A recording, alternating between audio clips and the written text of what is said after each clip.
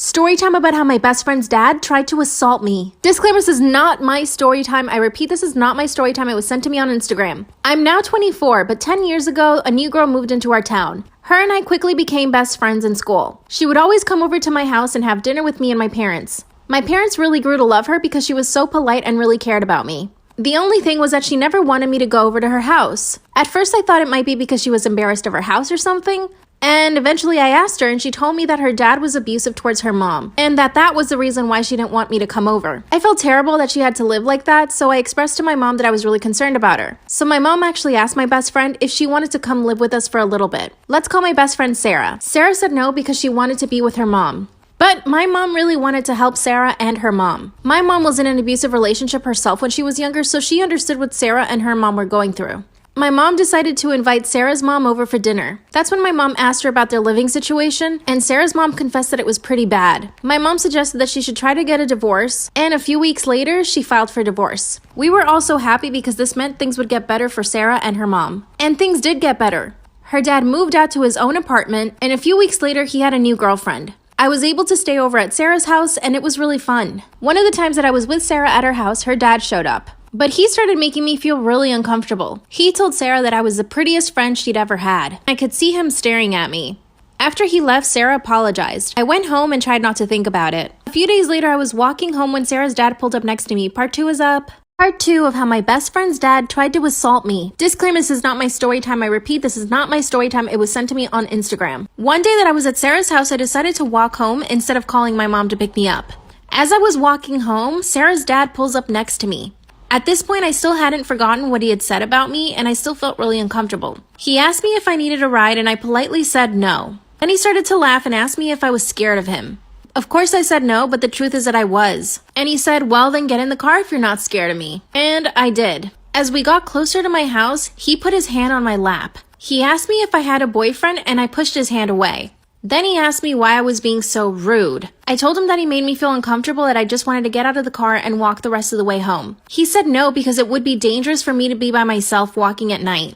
He put his hand back on my lap and told me that I was really sturdy. That's when he grabbed my hand and tried to put it on his lap. Of course, I pulled my hand away really quick. Then he pulled over really fast and tried to kiss me. I was so beyond disgusted. I just started yelling, and this really took him by surprise because he must have thought that I was just gonna let him. While I was yelling at the top of my lungs, I managed to unlock the car and open the door. I basically threw myself on the ground and he started yelling at me, telling me to shut up. He tried to pull me back into the car, but at this point I was laying on the ground, so he had to pick up dead weight. He grabbed my foot and started pulling me back towards the car, but I started kicking him. He told me that I was overreacting and that he was just trying to be friendly. Luckily, a few of the neighbors heard me screaming because I was right in front of their house. They came outside and ran towards me because they saw me struggling with him. That's when the woman said that she was going to call the cops. He tried to tell the lady that I was overreacting and that he had only leaned over to put the seatbelt on, but I took it the wrong way. I told her that he tried to kiss me and she started calling the cops. That's when he drove away. I literally could not believe what had just happened. Finally, the cops arrived and so did my mom. I told them everything that happened,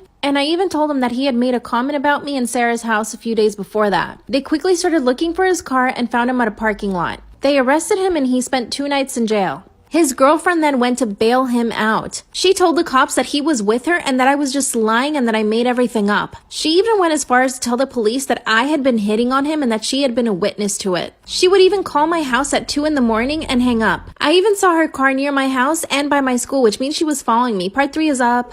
Part 3 of how my best friend's dad tried to assault me. Disclaimer, this is not my story time. I repeat, this is not my story time. It was sent to me on Instagram. I called the police to tell him that his girlfriend was following me. That's when the cops said that I could probably get a restraining order against him and his girlfriend. Sarah and her mom came over to our house after they heard what happened. Of course, they felt really bad, but they weren't surprised. Sarah told me that that's why she never wanted me to come over because her dad had commented things about her friends before. Worst of all is that they couldn't keep him in jail for what he did to me, but a few months later he was finally put into prison because of something else he did. Apparently he had tried to steal a car or something. Remember the crazy girlfriend I told you Sarah's dad had? She kept following me for a long time. She would even show up to my school asking me if I wanted a ride home. Eventually I was able to get a restraining order against her, but she was really scary. A few years ago she tried to follow me on Instagram. I had to block and report her. I mean, what kind of woman would fight for a man like that?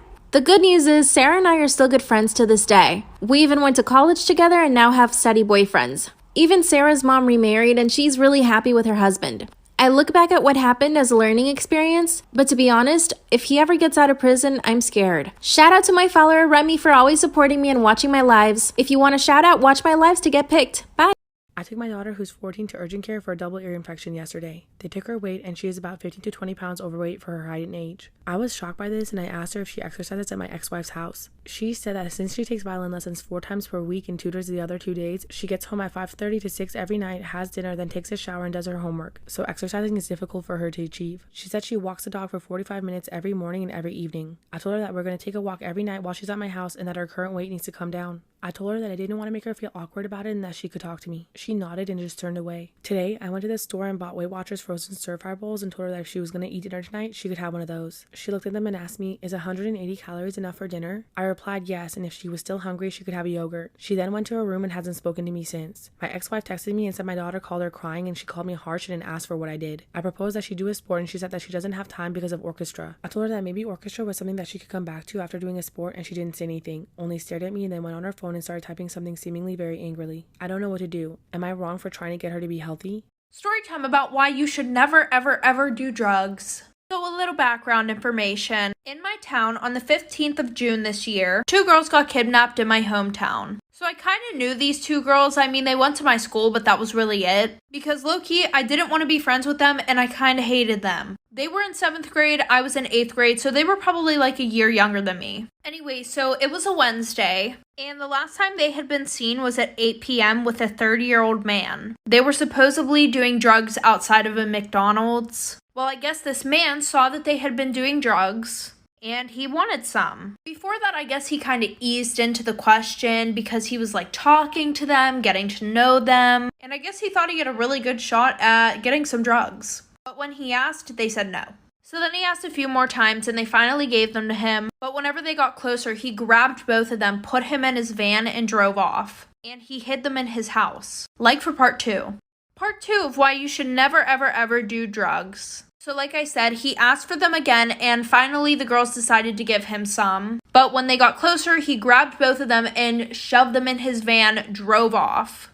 Well, he ended up driving to his house and decided to hide them there. Well, one of the girls' aunts posted something on Facebook saying that both of them were missing, and soon the news made an article that literally said, drug addict and her friend gets kidnapped.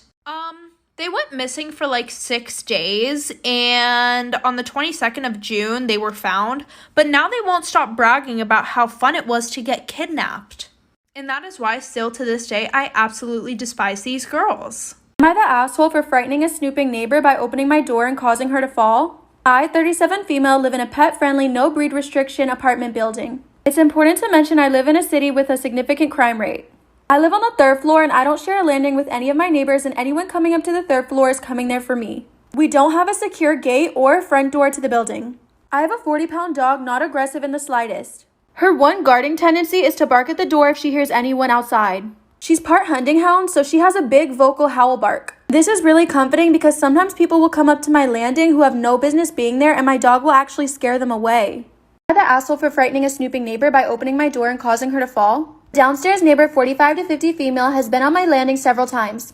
Sometimes she brings mail, but others she's just lurking. She once even moved my mat. I walk my dog, she asks where my other aggressive dog is. Each time I tell her I only have one dog and that she sounds aggressive at the door. Last week, my property manager emailed me about reports that I may have 2 dogs. I wonder where they got that report. Today from the peephole, I saw her bending in front of my door but couldn't tell what she was doing. I swung it open and my dog was standing beside me loudly barking. She fell on her ass because she was looking at the mat again. I said, see, just one dog like I told you. I offered to help her up, but she called me an a-hole and a b-word and said the building was better before I moved in. Am I the asshole for telling my fiance to get her insecurities in check and grow up after she humiliated my coworker? Recently, I, 25 male, got engaged to my amazing fiance, 24 Amy. I was the happiest I'd ever been when Amy said yes and was nothing but excited for our wedding. When planning, we both agreed to invite our coworkers. As I checked off the list, Amy spoke up and said that everyone can come except for Tally. Tally is one of my closest friends, so this surprised me. She's met her multiple times and there never seemed to be an issue. When I asked why, she said she doesn't like her and finds our relationship uncomfortable. She said she thinks Tally is the type of person to sway taken men and be the center of attention. After more talking to see where she got this idea, it turned out that this was based on nothing but Tally's looks. Am I the asshole for telling my fiance to get her insecurities in check and grow up after she humiliated my coworker? Recently, I, 25 male, got engaged to my amazing fiance, 24 Amy. I was the happiest I'd ever been when Amy said yes and was nothing but excited for our wedding. When planning, we both agreed to invite our coworkers. As I checked off the list, Amy spoke up and said that everyone can come except for Tally. Tally is one of my closest friends, so this surprised me. She's met her multiple times and there never seemed to be an issue. When I asked why, she said she doesn't like her and finds our relationship uncomfortable. She said she thinks Tally is the type of person to sway taken men and be the center of attention. After more talking to see where she got this idea, it turned out that this was based on nothing but Tally's looks.